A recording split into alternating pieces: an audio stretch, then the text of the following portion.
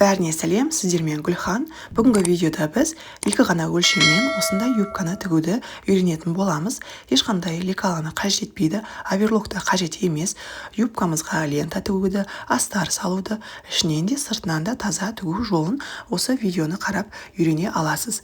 Ендеше бастайық. Бізге қатты фатин, астарлы мата, лента және резинке қажет болады. Ең бірінші бізге екі өлшемді анықтап алу қажет.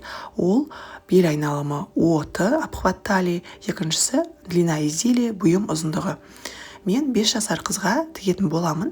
Біздің 5 жасар қызымыздың бел айналымы 60 см. Фатиннен неше сантиметр қажет екенін анықтау үшін осы бел айналымын 3-ге көбейтеміз. Егер сіз өте қатты көлем бергіңіз келсе, 4-ге көбейтсеңіз де болады. 60 көбейтілген 3 бізде 180 см. Ал енді астарлы мата ұзындығын анықтау үшін осы о-тыны, яғни бел айналымын 2-ге көбейтеміз. Ал юбканың ұзындығын қалауыңызша алуға болады. Кішкентай қыз балаға 35-40 см алсаңыз болады. Енді фатиннен 180-де 35 болатын, астардан 120-да 35 болатын ұзын бір бөлікті қиып шығамыз. Ең бірінші астарлы матаны тігуден бастайық. Ол үшін матаның теріс жағы ішіне қарап жатады. Оң жағынан қысқа енінен қосып түйреп аламыз. Шетіне 5 мм жеткізбей бірінші тігісті тігіп шығамыз. Сосын тігісті міндетті түрде үтіктейміз.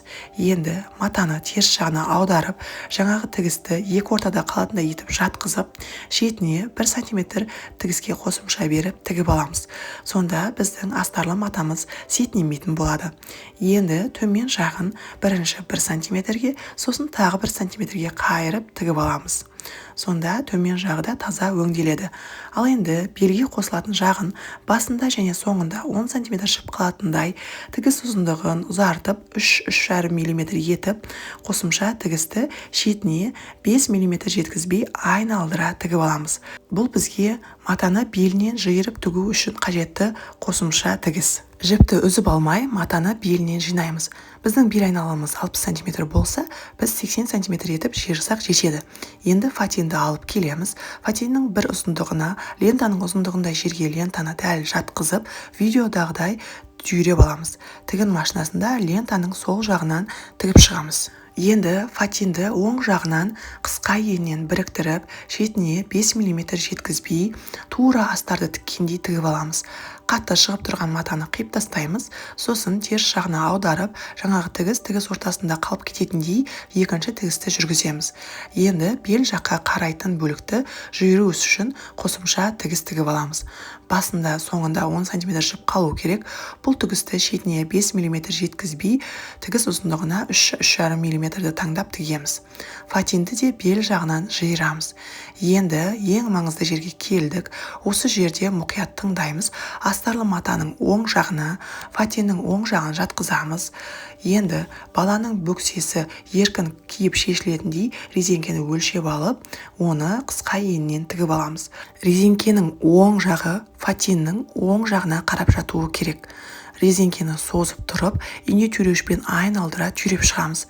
Сосын тігін машинасында шетіне 1 см жеткізбей, толықтай тігіп аяқтаймыз. Осымен юбкамыз дайын болып қалды. Юбканы оң қаратып аламыз. Сонда бізде ішінен де сыртынан да таза өңделген жұмыс шығады. Балабақша, мектеп жасында қыздарға осындай юбкаларды әртүрлі іс-шараларға тігіп беріп, табыс тапсаңыз болады. Видео ұнаса, бір пайдасы тиіп, бір жаңа нәрсе білсеңіз, лайк басып, пікір қалдырып кетіңіз. Мен міндетті түрде оқимын. Осы юбкаға комплект ретінде бантик тіксеңіз болады. Бантик тігу сабағы осы каналдың төмен жағында бар. Осындай қысқада нұсқа түсірілген мастер-класстарды алдағы уақытта бірінші болып көру үшін каналға бірден жазылып алыңыз. Сіздермен болған Гүлхан.